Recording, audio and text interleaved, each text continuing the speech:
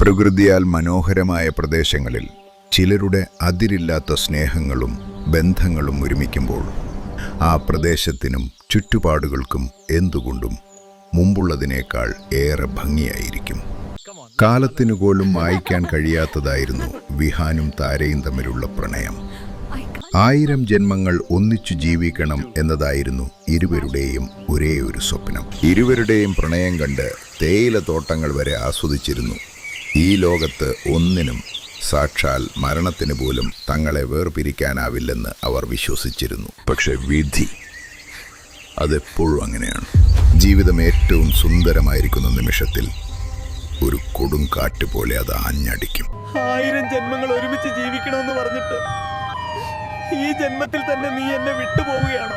ജീവനോട് ഹൃദയം വേർപ്പെടുത്തുന്ന ആ നിമിഷങ്ങളിലും കൺകണ്ട ദൈവങ്ങളെ വിളിച്ച് അവൻ കരയുകയായിരുന്നു. ഓരോ നിമിഷവും വിലപ്പെട്ടതായിരുന്നു. മരണത്തിൻ്റെ പിടിയിൽ നിന്ന് അവളെ തട്ടിയെടുക്കാൻ അവൻ ഓടുന്ന സ്ട്രക്ചറിനെ ശക്തിയായി വലിച്ചുകൊണ്ട് അത്യാഹിത വിഭാഗത്തിലേക്ക് പാഞ്ഞു. പക്ഷേ എല്ലാം വൈകിപ്പോയിരുന്നു. വിഹാന്റെ കണ്ണീരിന് മുന്നിൽ വൈദ്യശാസ്ത്രം തോൽവി സമ്മതിച്ചു.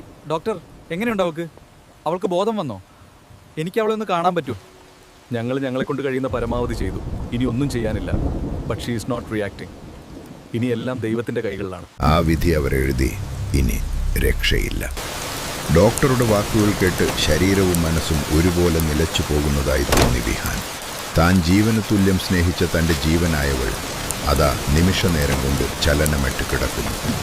അപ്പോഴേക്കും വിഹാന്റെ അടുത്തൊരു വൃദ്ധയായ സ്ത്രീ ഇരിക്കുന്നത് അവൻ ശ്രദ്ധിച്ചു. ഏറെ നേരമായി അവൾ തന്നെ നോക്കുന്നു. ഒടുവിൽ ആ വൃദ്ധയായ സ്ത്രീ വിഹാനോട് ചോദിച്ചു, എന്താ മോനെ, മുഖത്തൊരു വല്ലാത്ത സങ്കടം, എന്തുപറ്റി? ആശ്വാസവാക്കുകൾ കൊതിച്ചിരുന്ന വിഹാൻ അപരിചിതയായ ആ വൃദ്ധയായ സ്ത്രീയോട് തൻ്റെ സങ്കടങ്ങളെല്ലാം പറഞ്ഞു. കരയല്ലേ മോനെ, കരയല്ലേ. ഏറെ നേരത്തെ ആശ്വാസപ്രകടനത്തിനൊടുവിൽ വൃദ്ധയിൽ നിന്നും ആ വിലമതിക്കുന്ന ചില വാക്കുകൾ കേൾക്കാനിടയായി.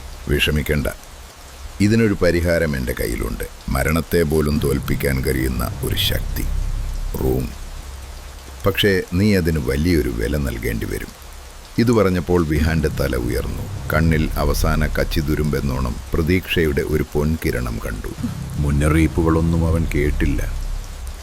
അവൾ നൽകിയ ആ പുരാതന ഗ്രന്ഥത്തിൽ റൂണിനെ കുറിച്ചും റൂണിലേക്കുള്ള വഴിയും അതിൽ ഒളിഞ്ഞിരിക്കുന്ന അദൃഷ്ടശക്തിയെയും വരാൻ പോകുന്ന ആപത്തുകളും അതിൽ തന്നെ കൊടുത്തിരുന്നു.